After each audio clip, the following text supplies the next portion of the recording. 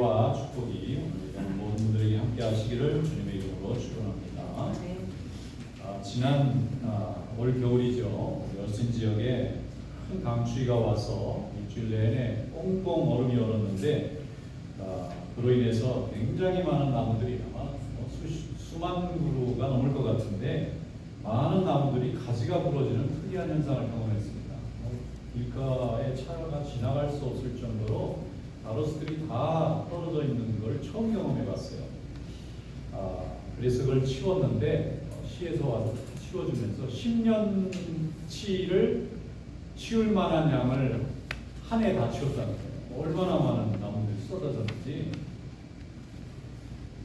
얼마 전에 캐나다 동부 퀘벡주의 주변에서 큰 산불이 나서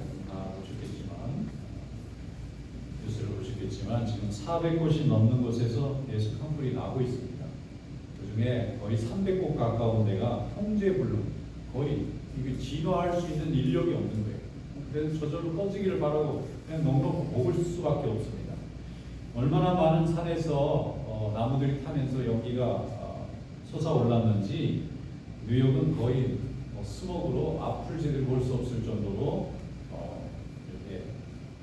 가득 찼고, 심지어는 워싱턴 DC나 펜실베니아까지도 그 연기가 지금 대단해서 당분간은 바람이 태풍이 불어와서 다 이렇게 끌고 가기 전에는 사람들이 목이 아프고 눈도 보이지 않고, 심지어는 고속도로에서 앞이 안 보여서 차들이 사고도 날 정도로 거의 지금 이 환경 재앙 상태가 된 겁니다.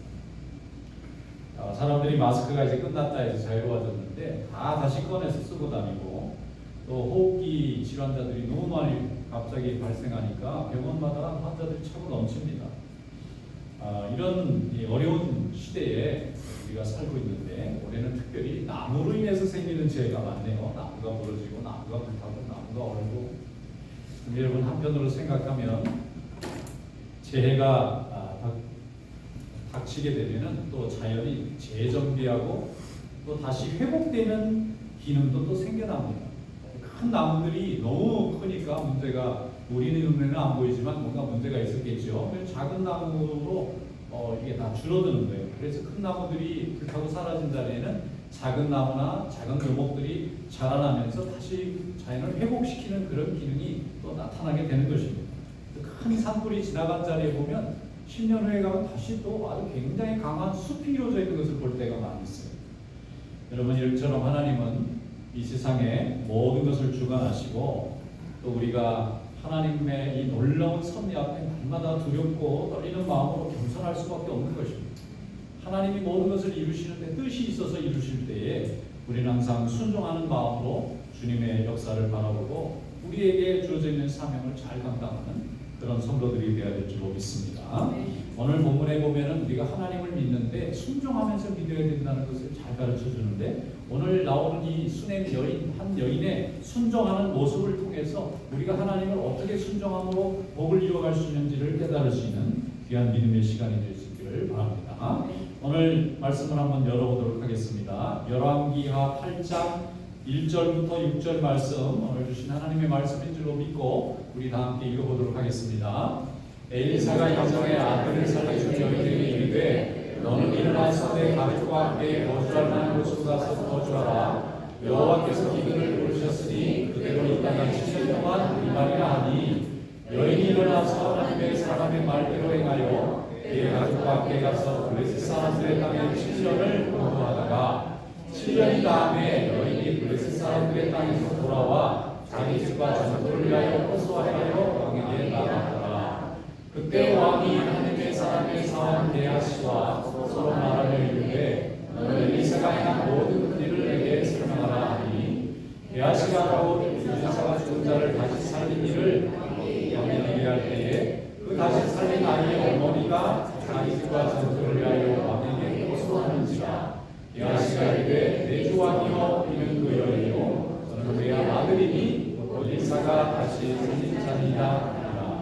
왕이 그 여인에게 물으매 여인이 설명하지라. 왕이 그를 위하여 한 관리를 임명하여 이르되, 이 여인에게 속한 모든 것과 이 땅에 살아날 때부터 이제까지 그의 밭의 수출을 다 돌려주라 하였더라. 아멘.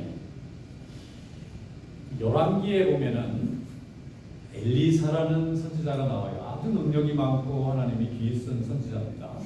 그런데 이 엘리사가 복음을 전하러 갈 때 수넴이라는 지역을 가게 되었는데 거기에 젊은 그 부인 하나가 이 하나님의 종이 말씀을 전하는 걸 들으면서 은혜를 받아요. 그래서 참 귀한 하나님의 종이 우리 동네에까지 오셔서 말씀을 전하는구나 하고 기쁜 마음에 집에 초청해서 음식을 대접했습니다. 그리고 종종 오시는 거예요. 그래서 자기 집에 방이 많았는데 아마 조금 부유한 집이었던 것 같습니다. 그런데 이제 남편은 나이가 들고 이 부인은 좀 나이가 젊은데 재산은 많고 문제는 자식이 없어요. 그러니까 이 여인한테는 항상 좀 그늘이 있죠.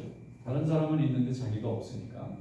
그런데 주의 종이 와서 말씀을 전하니까 은혜를 받아서 이 수넴 여인, 이름은 없어요. 그냥 수넴이라는 동네가 있고 그냥 여인이라는 명칭만 나오는데 성경에 이 여인이 자주 등장해요. 뜻밖에도 여인의 이름이 자주 안 나오는데 이 여인 얘기는 자주 나옵니다. 그만큼 중요했다는 얘기예요.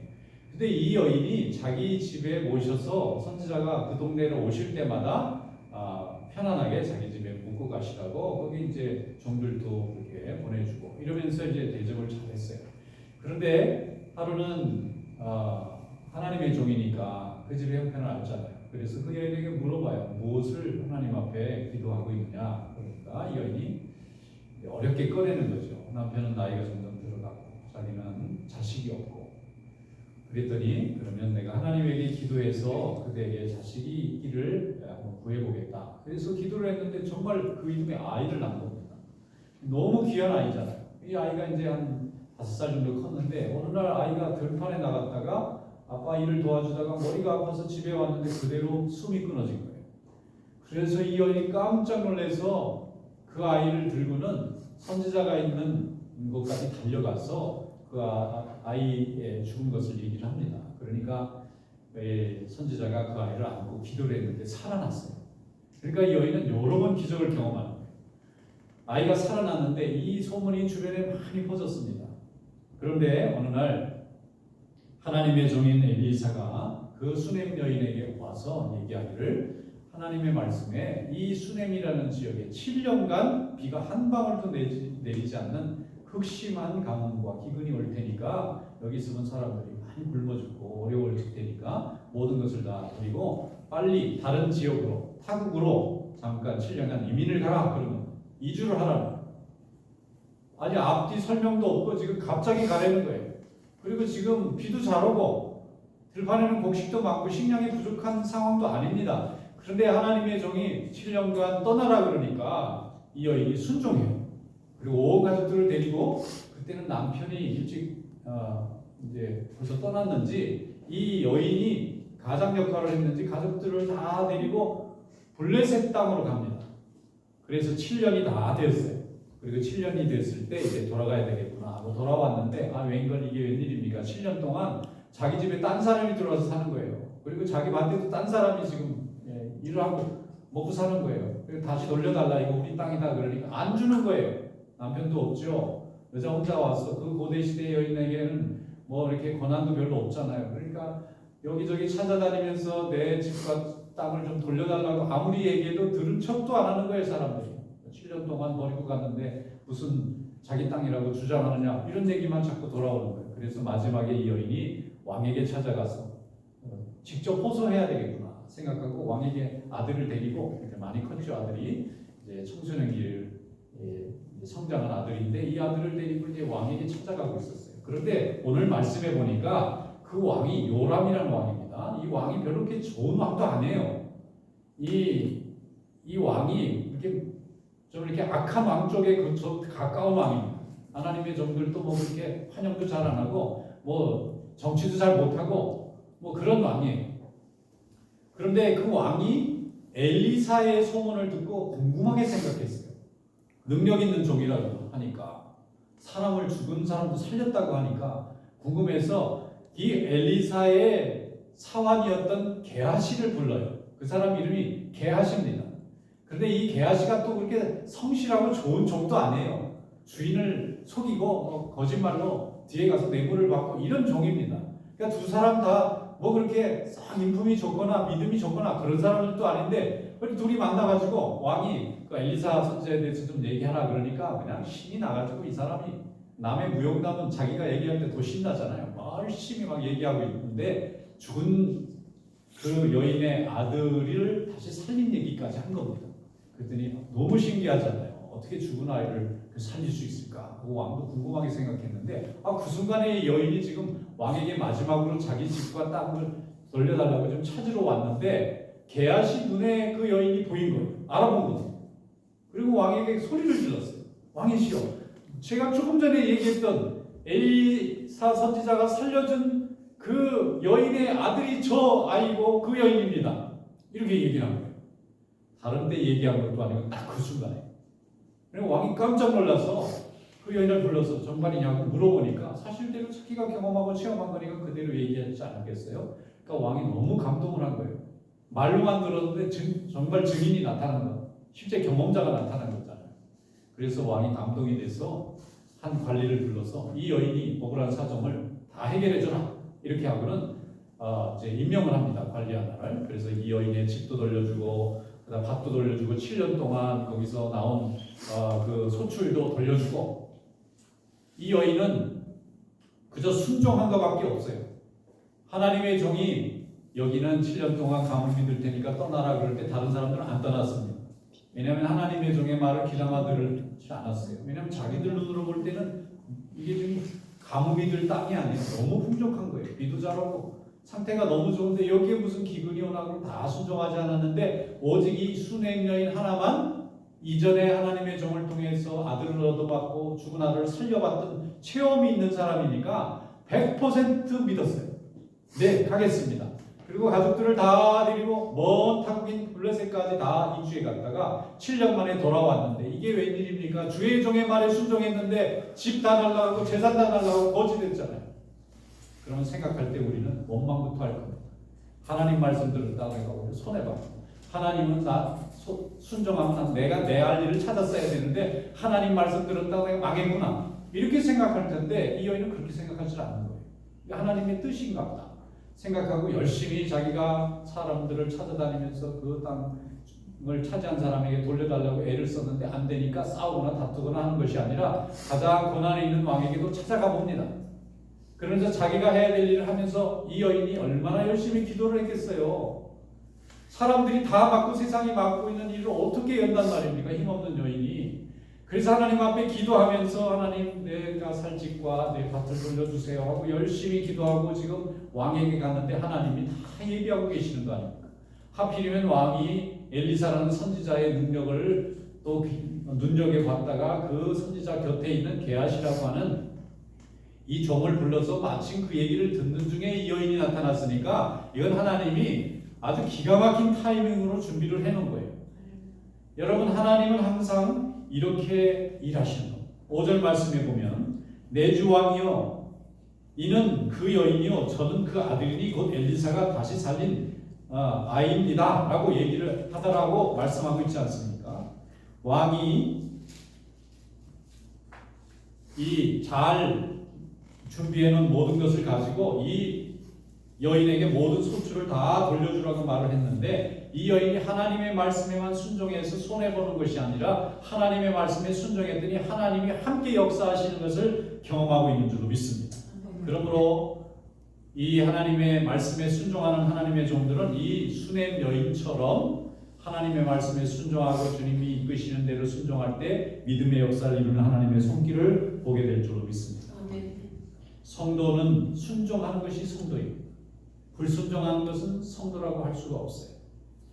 성도가 왜 순종해야 되느냐 하면 하나님의 일이 우리의 순종을 통해서 역사하기 때문에 우리가 순종할 때 하나님이 계획하신 계획이 이루어져요.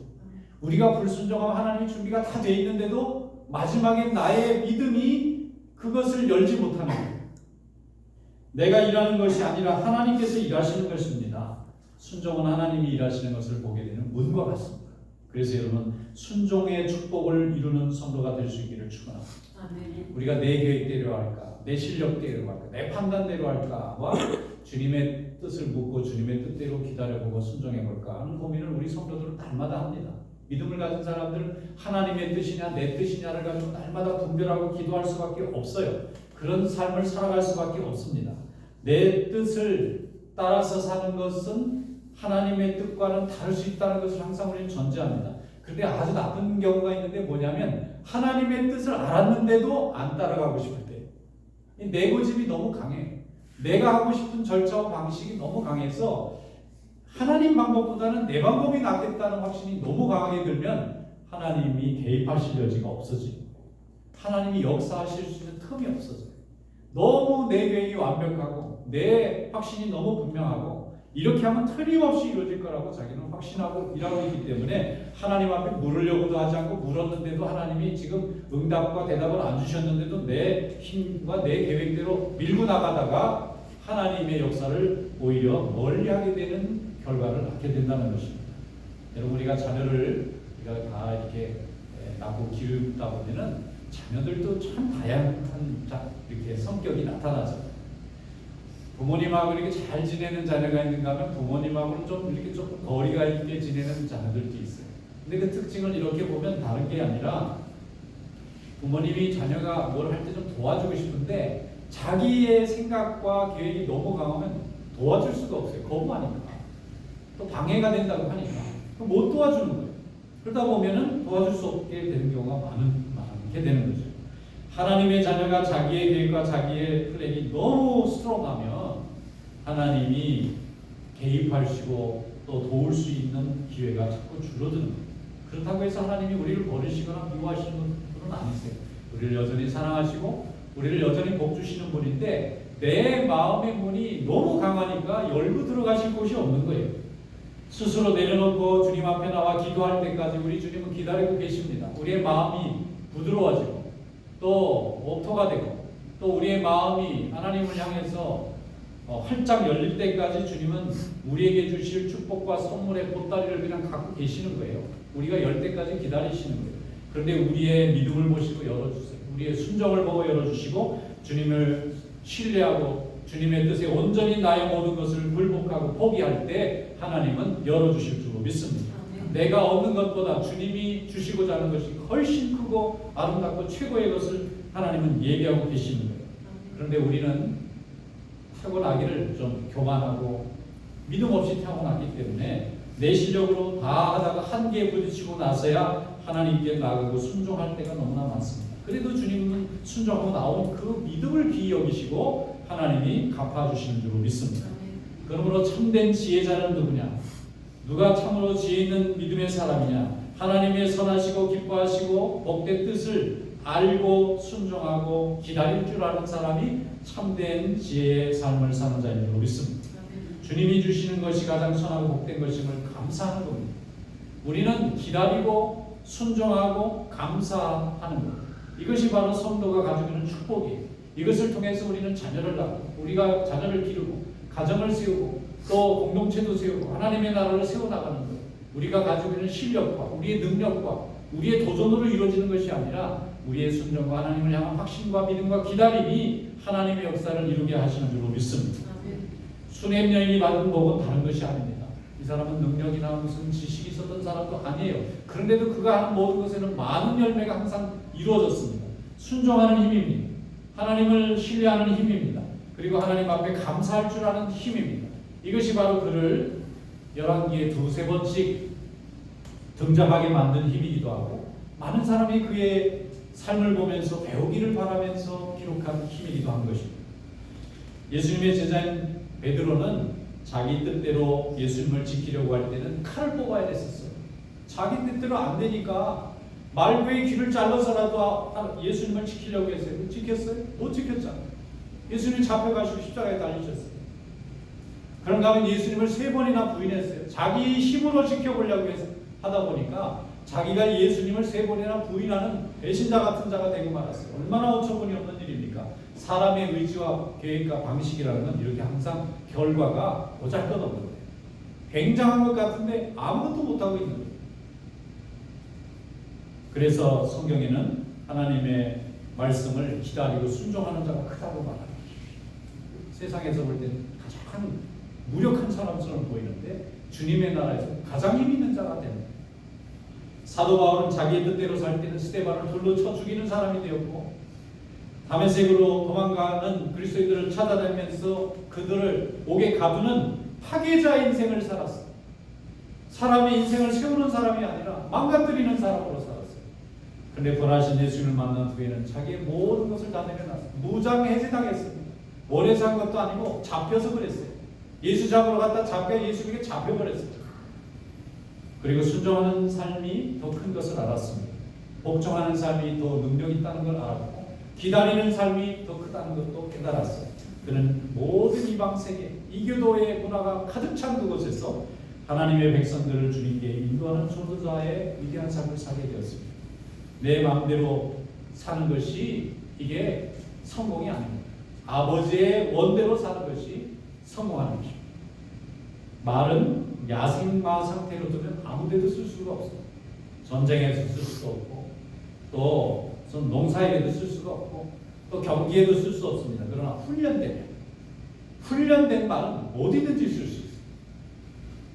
전쟁터에서도 군마로 쓸 수 있고, 경기에도 경기마로 쓸 수 있습니다. 모든 일에 아주 힘 있는 말로 사용할 수가 있어요. 근데 훈련의 내용의 핵심이 무엇입니까? 훈련의 핵심은 순종하는 것을 배웁니다. 훈련이 잘 됐다는 것은 순종할 줄 안다고 하는 뜻이에요. 비행기 탈 때 개를 데리고 다니더라고요. 근데 이 개는 왜 비행기를 탈 수 있나요? 순종할 수 있대요. 그런데 순종이 안 되는 개는 비행기를 배울 수가 없어요. 하나님의 자녀가 혼자 있을 때는 아무 능력이 없는 것처럼 보이지만 하나님이 함께 하시면 큰 열매를 거둡니다. 우리는 혼자 있을 때는 보잘것없는 인생일지 모르지만 하나님이 함께 하시는 큰 열매가 있는 인생이 될 줄로 믿습니다. 하나님이 함께하는 인생, 믿음의 인생, 주님의 능력과 순종의 역사가 이루어지는 인생이 될 수 있기를 주님의 이름으로 축원합니다. 로마서 8장 28절에 우리가 알거니와 하나님을 사랑하는 자, 곧 그의 뜻대로 부르심을 입은 자들에게는 모든 것이 합력하여 선을 이루느니라 그랬어요. 그 말씀을 잘 뜯어보면 하나님을 사랑하는 자, 하나님께 부름받은 자, 그리고 합력해서 선을 이루는 자, 이게 하나님께 부름받고 그의 뜻대로 부르심을 받은 사람들이 하나님을 사랑하는 자가 되고, 하나님을 사랑하고 하나님의 부르심, 콜링이 있는 사람은 항상 모든 것이 합력해서 선이 이루어져요. 악이 이루어지는 것이 아닙니다. 우리는 선의 열매를 맺어지는 거예요. 우리가 고통하고 우리가 어려워하고 또 환난 중에 있을지라도 하나님의 뜻대로 부르심을 입은 자로 주님께 거하면 주님은 우리를 통해서 선한 열매를 풍성하게 맺게 하실 줄 믿습니다. 이런 믿음의 축복이 여러분들에게 있으시기를 축원합니다. 어떤 분이 사업을 하기로 하고 그동안 모아놓은 돈을 다 모아가지고 이제 사업을 하려고 이제 신청을 했어요. 그런데 이 퍼밋이 안 나오는 거예요. 다 준비해놨는데 시간이 1년이 지나도 안 나오고 2년이 지나도 너무 괴로우니까 이분이 가지고 있는 이 사업 자금을 다 지금 까먹고 있는데 이게 퍼밋이 안 열리면 일을 할 수가 없잖아요. 아무리 이 사람 저 사람 붙잡고 애를 써도 왜 안 되는지를 모르는 거예요. 담당자도 잘 모르겠다는 거예요. 위에서 해결해 줘야 되는데 나는 못 해준다는 거예요. 그러니까 이분이 너무 낙심을 하는 거예요. 이거 그만해야 되겠다. 이러다가 정말 내가 망하겠구나. 그리고 너무 절박하니까 할 수 없이 우리 교회 다니시는 집사님이니까 하나님 앞에 나와서 기도했습니다. 하나님, 제가 정말 이걸 잘할 수 있어서 하려고 했던 건데 왜 이렇게 길이 안 열리나요? 다른 사람은 다 됐다는데 왜 나만 이렇게 혼자 벌 받듯이 안 되는 것입니까? 그리고 눈물로 기도를 했어요. 그리고 오래 기도했는데 하나님께서 마음을 위로해 주시는 거예요. 그 마음을 내려놓게 됩니다. 제가 이게 안 돼도 하나님이 저를 망하게 하지는 않을 줄로 믿습니다. 그리고 아예 다 내려놨어요. 이제 그냥 하나님이 다 망하게 하시든지 어떻게 하시든지. 그런데 며칠 후에 연락이 왔어요. 퍼밋이 나왔으니까 빨리 가져가요. 이분이 하나님께서 자기의 마음을 보시려고 기다렸다는 거예요. 그래서 이분이 좀 일찍 기도할까? 다 손해볼 때까지 내 식대로 하다가. 그래서 이분이 그 다음부터는 뭐든지 먼저 기도하는 그런 습관이 생깁니다. 먼저. 내가 해보기 전에 먼저. 이 하나님이 기뻐하시는 것인지, 정말 내가 하나님께서 내게 주신 일인지. 여러분, 이런 믿음의 축복이 함께 하시길 축원합니다. 데살로니가전서 2장 12절에 말씀합니다. 이는 너희를 부르사 자기 나라와 영광에 이르게 하시는 하나님께 합당히 행하게 하려 합니다. 합당한 하나님의 자녀를 부르시려고 주님이 우리에게 역사하시는 거예요. 이런 믿음의 축복 가운데 주님께 영광이 되실 수 있기를 주님의 이름으로 축원합니다. 아멘. 기도하겠습니다.